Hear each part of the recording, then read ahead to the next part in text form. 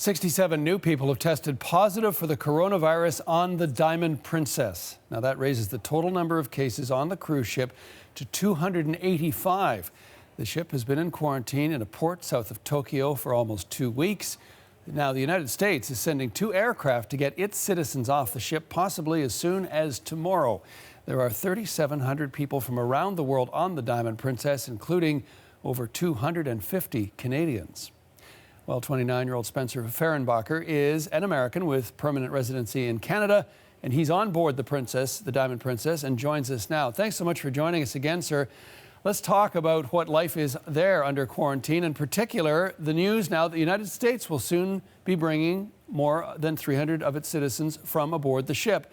And you may be part of that. Tell us about that. Well, first and foremost, thanks again for having me, John. And yes, I received an email about 4 hours ago from the U.S. Embassy in Tokyo explaining that they would be sending planes to evacuate American citizens and permanent residents. And after speaking with my family, I decided the best way to get back home, home being Vancouver, is to be evacuated back to the States, spend 14 days quarantined in a military base there, and then hopefully get the all clear to fly back to Vancouver. As you say, the catch is that you'll have to spend further time in quarantine, and that would bring you up to, what, almost 21 days in total, but you're okay with that? Okay is a good word. I like okay. It's something that, at the end of the day, I've learned throughout this entire process, there's nothing that I can really do except sit and wait and try to be optimistic. But to be completely honest, John, this is something that, did you just say that there are 67 new cases? Is that what I heard? That's what we're reporting on CBC this morning. Yes, sir. Okay, I have not even been made aware of that. 285, that's a number that I was not familiar with.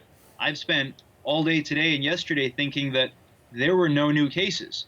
So all of a sudden it's hitting me just now that while I've been hopeful those 218 that I thought represented the total were potentially already infected when the quarantine began, just thinking out loud right now, I'm wondering if this quarantine is actually working on the ship. So if it's not, I feel like I have an obligation to be quarantined yet again before coming home to friends and family. Certainly there are those in the Japanese media that are suggesting there could be a reinfection or a secondary infection process happening on board the vessel. So yes, I take it you're all the more keen to get off. Yeah, absolutely. I mean, within the last 60 seconds, I learned that 67 people are infected, and that's these numbers continue to grow. And I want to remain optimistic. However, if the numbers are not dwindling at some point, then obviously the quarantine is not working. So the opportunity to get back to America, even if it means another 14-day quarantine, as long as I can be home safe, sometime, someday, I'll be a happy camper.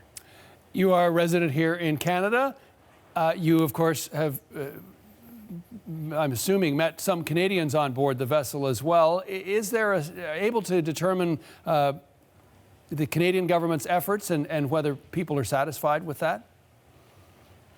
To be completely honest, John, I've met a handful of Canadians, but ever since the quarantine began, it's been really difficult to communicate with other passengers.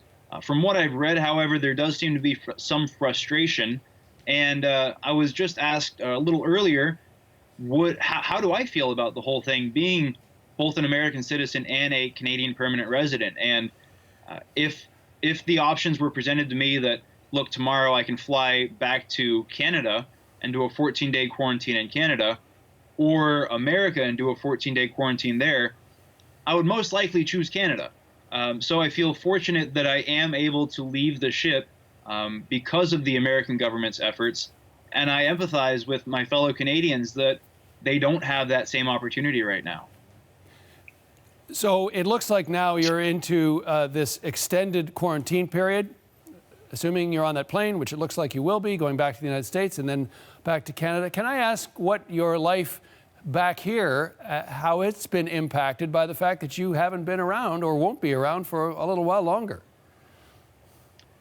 I'm in a little bit of a I'm kind of in between stages right now, to be honest, because my plan, I was actually expected to be starting my fourth and final semester of a master's program in northern China about 5 days ago. Our semester was supposed to begin.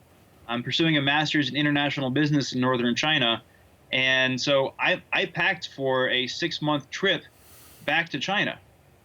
So now it's a little confusing because school is postponed without really any kind of information on when it will begin, and I'm just kind of going back and forth from one country to another, waiting for the next quarantine to begin. Well, Spencer, safe travels. Thank you again for your time, and I hope you don't mind if we continue to check in with you and see how you're doing as your long journey becomes a little bit longer. Thank you again. Thank you very much, John.